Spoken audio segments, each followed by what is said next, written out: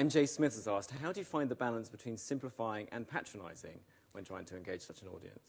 There's always a tension, which is a necessary tension, I think, between the programme makers and myself, actually, in trying to fight for the appropriate level of content. Because obviously you can produce something that's not correct for the time slot. If you've got a 9 o'clock documentary on BBC Two, there's a particular, a particular level, I suppose, that you need to find. But I do, as I said in the lecture, I do think that you should err on the side of too much rather than too little. I mean, I also think that no one ever understood something by being told too few facts to understand it, right? It's impossible.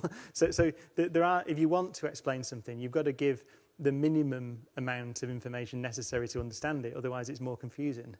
Yeah. So by definition, yeah. I found a very excellent, actually, creative tension between myself and particularly my executive producer, Andrew Cohen. Because of that, I hope in Wonders of the Solar System we got to the right level for that slot. What's actually also interesting about it is that although you make it for BBC Two 9 PM, which is a particular demographic you have in mind, actually it got a huge following amongst kids, which again tells you that you shouldn't underestimate them, because you make something that you think is quite difficult or the right level for adults, and actually you get 12, 13, 14-year-olds, as I did when I watched Cosmos.